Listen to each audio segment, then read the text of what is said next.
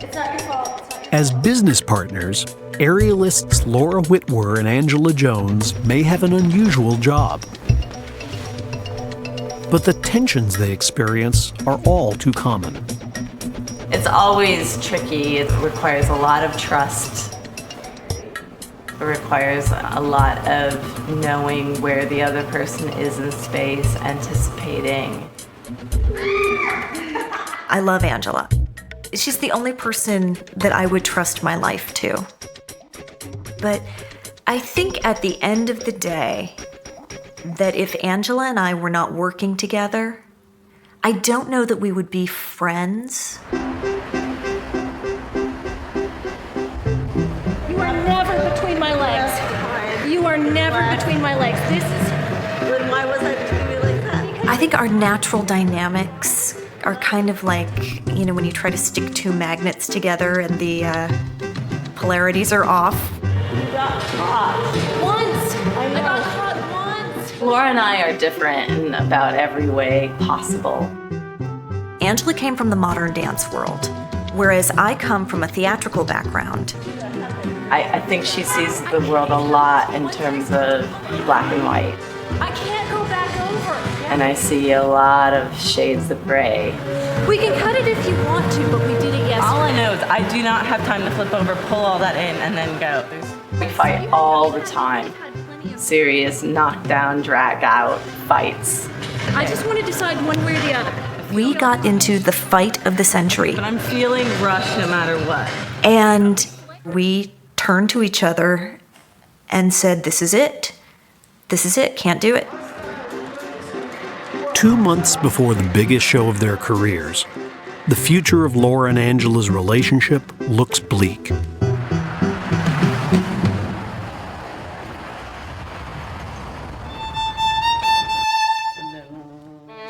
Can people avoid these sorts of workplace conflicts?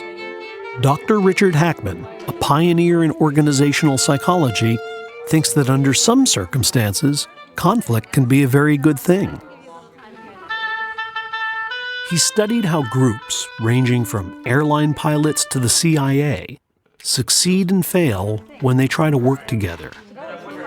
Although I do laboratory research, I have spent a lot of time going out into the field to see how groups operate in their real situations.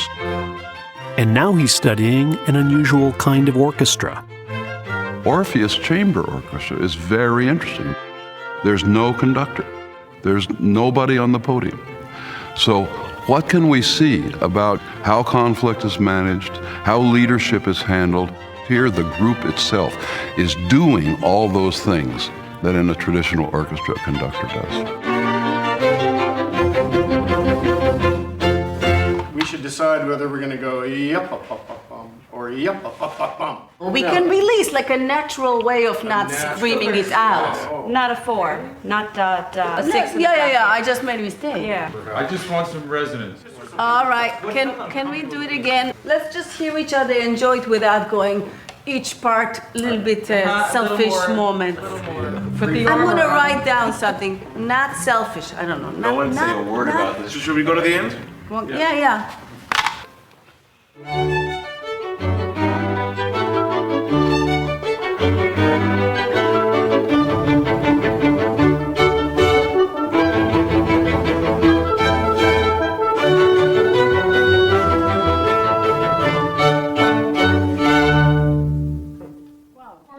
The biggest single lesson about managing conflict or managing other things that happen in a group would be go toward the conflict rather than away from it.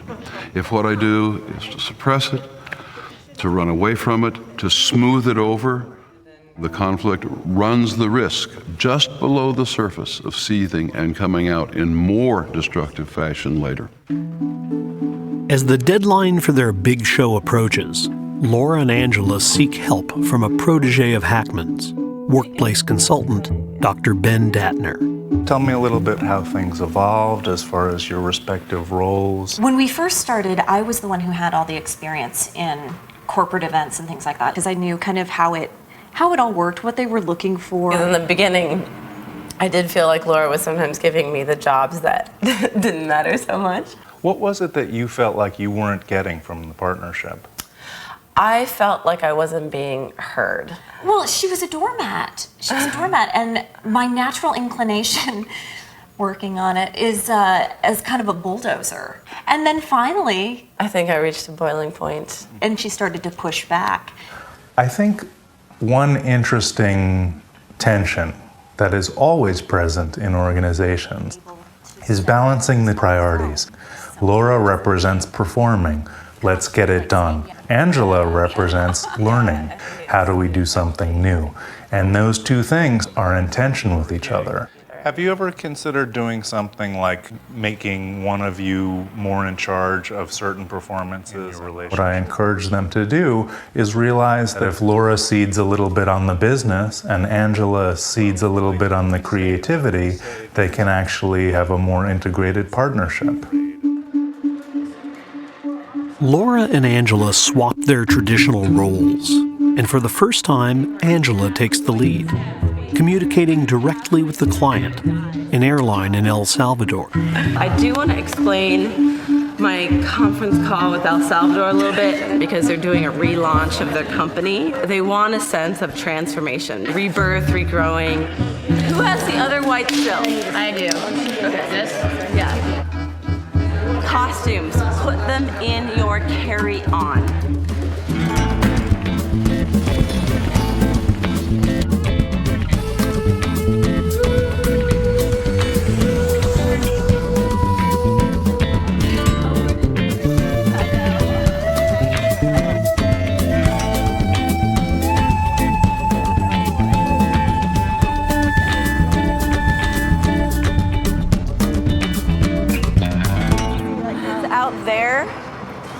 Do we have any kind of protection from the wind at all? If it were here, it would be a lot better. It's going to be out there. The heat was unreal, and the humidity. And we were told that we were going to be performing inside an airplane hangar. And we were not. We were outside. So it's open to the wind, it's open to the humidity, it is open to bugs. Do you know, Ed, when we're going to get lights? I'm really fighting to just shut up and let her do her thing, because she's stressed enough, and I don't think me trying to manage things over top of her is going to help much, but I'm really having to hold back just because I would just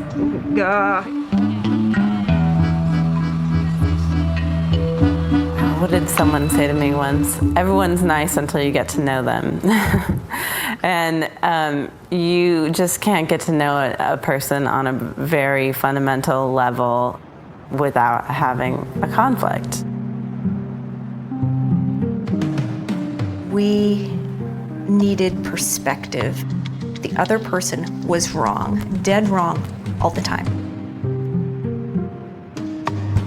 And so much of it was just learning how the other person functions in the world and trying to respect it and not change it. For me, I try so hard sometimes to change myself. So just hold until there's a die down of applause. And what I had to learn is actually just to really listen to myself and stay with my opinion.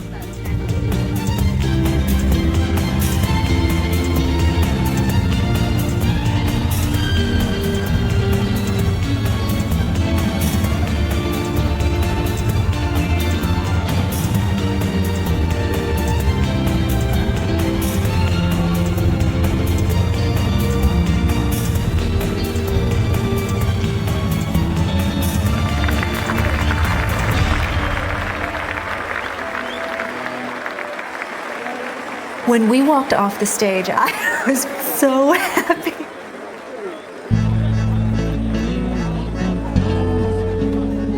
For me, it had been more of a kind of a stressful event. But for Angela, it was a real triumph. In the past, I had always been the one to be uber organized, and she wasn't necessarily known for her organization. And so there was a part of me that kind of sat back and watched and was like, well, let's see how this goes. You know, let's see how organized she can be. And wow, she was phenomenal. That was exciting. That was a whole new level of respect that she had gained there. Yeah. Both of us have gotten much better about understanding where the other person's coming from and what their motivations are. I feel like underneath it, something has really shifted. And that we have a better understanding of each other overall. Some people have suggested that it would be great if we could just avoid conflict and have nice, smooth, harmonious group interaction all the time. 1, not possible. 2, be a bad idea, even if it were possible, okay? Because it is in the conflict that we really capture the differences of perspectives that is the reason for having a group in the first place.